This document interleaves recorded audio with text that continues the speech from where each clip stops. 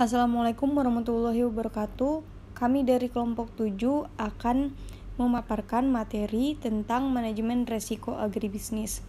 Sebelumnya saya ingin berterima kasih kepada Bapak Hendra Saputra selaku dosen pengampu di mata kuliah manajemen agribisnis ini.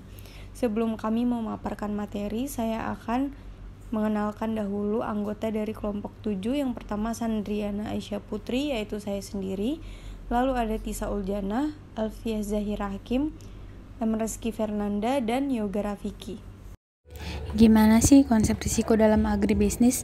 Manajemen adalah suatu upaya untuk melakukan pengelolaan terhadap suatu hal tertentu. Sementara itu, risiko adalah akibat yang tidak menyenangkan dari suatu perbuatan atau tindakan. Jadi, manajemen risiko adalah suatu metodologi untuk menghindari akibat buruk yang mungkin terjadi. Dua macam tipe risiko. Yang pertama itu risiko murni. Risiko aset fisik merupakan risiko yang dapat mengalami kerugian pada aset fisik perusahaan atau organisasi tersebut. Contohnya kebakaran, banjir, gempa bumi, dan lain-lain. Risiko karyawan merupakan risiko yang karena apa yang telah dialami oleh karyawan pada perusahaan atau organisasi tersebut. Contohnya kecelakaan kerja sehingga membuat aktivitas perusahaan terganggu. Kemudian risiko legal merupakan risiko dalam bidang kontrak yang mengecewakan atau kontrak tidak berjalan sesuai rencana.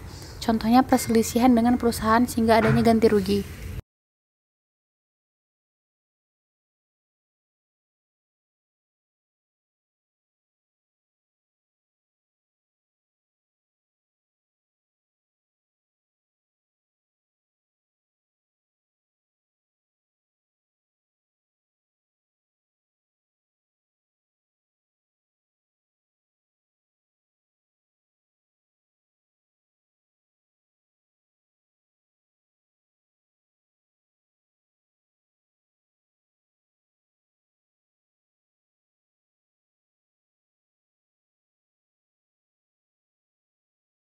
Macam-macam komponen manajemen risiko.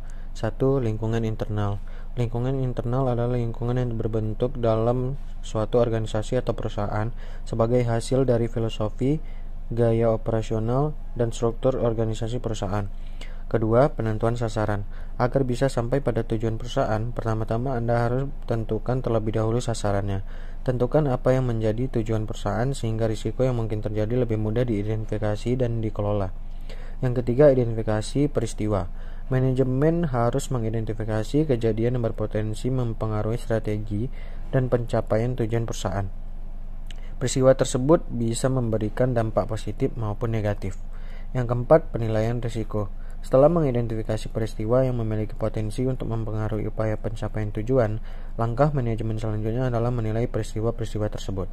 Yang kelima, tanggapan risiko. Setelah penilaian risiko, perusahaan harus menentukan tanggapannya terhadap risiko tersebut. Tanggapan itu dapat berupa menghindari, mengurangi, memindahkan, atau bahkan menerimanya. Yang keenam, aktivitas pengendalian. Proses ini adalah pembuatan kebijakan untuk memastikan bahwa tanggapan yang telah ditentukan dilaksanakan dengan baik. Yang ketujuh, informasi dan komunikasi. Manajemen harus mengidentifikasi informasi dan berkomunikasi dengan pihak-pihak terkait supaya setiap orang dapat menjalankan tugasnya dengan baik. Dan yang terakhir, pemantauan. Pada komponen ini, manajemen melakukan pemantauan untuk memastikan bahwa setiap komponen berjalan dengan baik. Berikut ini adalah beberapa cara yang dapat dilakukan untuk mengelola risiko dalam agribisnis, di mana yang pertama ialah mengadakan pencegahan dan pengurangan terhadap kemungkinan terjadinya peristiwa yang menimbulkan kerugian. Misalnya membangun gedung-gedung dan alat kerja anti kebakaran untuk mencegah biaya kebakaran. Yang kedua adalah melakukan retensi, yang artinya mentolerir terjadinya kerugian, dan untuk mencegah terganggunya operasi perusahaan akibat kerugian tersebut juga disediakan sejumlah dana untuk menanggulanginya. Contohnya ialah pos biaya lain-lain atau tidak terduga dalam anggaran perusahaan. Yang ketiga ada melakukan pengendalian terhadap risiko, di mana contohnya ialah melakukan hedging atau perdagangan berjangka untuk menanggulangi kelangkaan dan fluktuasi harga bahan baku atau pembantu yang diperlukan. Yang terakhir ada mengalihkan atau memindahkan risiko pada pihak lain, yaitu dengan mengadakan kontrak pertanggungan atau asuransi dengan perusahaan asuransi yang telah ditetapkan, dan dengan membayar sejumlah biaya premi asuransi yang telah ditetapkan. Studi kasus analisis risiko usaha tani bunga Krisan Potong. Studi kasus di PT Alam Indah Bunga Nusantara.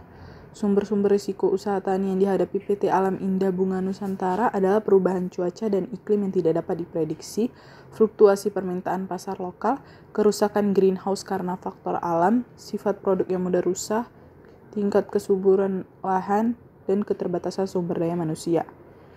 Pengelolaan risiko yang sudah dilakukan PT Alam Indah Bunga Nusantara adalah dengan cara preventif, yaitu mengembangkan sumber daya manusia, mengadakan peningkatan pendidikan dari sekolah dasar menjadi setara dengan sekolah menengah pertama.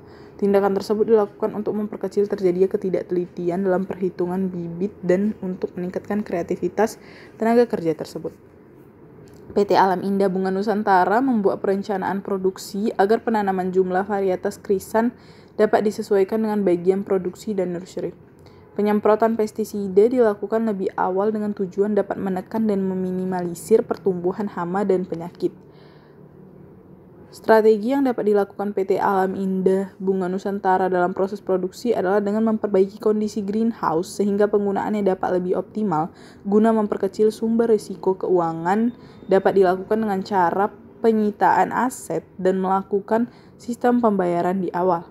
Sebagai saran, untuk meminimalkan risiko yang dihadapi PT Alam Indah Bunga Nusantara dapat lebih memfokuskan perhatian pada proses produksi bunga krisan, yaitu perusahaan lebih mengoptimalkan lagi greenhouse dengan cara melakukan perbaikan dan penambahan fasilitas yang terdapat dalam greenhouse tersebut, seperti penambahan alat ukur dan pengatur suhu. PT Alam Indah Bunga Nusantara bisa lebih meningkatkan kerjasama dengan perusahaan luar negeri di bidang perkiraan cuaca, agar dapat mengetahui kondisi cuaca yang lebih akurat setiap harinya. Setelah memaparkan materi, saya akan membacakan kesimpulan dari materi tersebut. Manajemen risiko yaitu upaya-upaya dalam bentuk aturan maupun tindakan yang ditujukan untuk mengoptimalkan atau meminimalisir risiko atas suatu portofolio sesuai dengan kebijakan investasi masing-masing dana kelolaan. Penerapan sistem manajemen risiko mengacu pada pengaturan serta ketentuan yang tertuang dalam kebijakan perusahaan. Manajemen risiko dan pengendalian internal memiliki kesamaan materi dan komponen yang saling terkait satu dengan yang lainnya. Manajemen risiko yang ada perlu dievaluasi keandalannya. Sementara itu, aktivitas pengendalian akan menjadi optimal dengan menggunakan pendekatan risiko. Demikian pemaparan materi tentang manajemen risiko agribisnis oleh kelompok 7. Saya minta maaf jika ada kekurangan ataupun kesalahan dalam memaparkan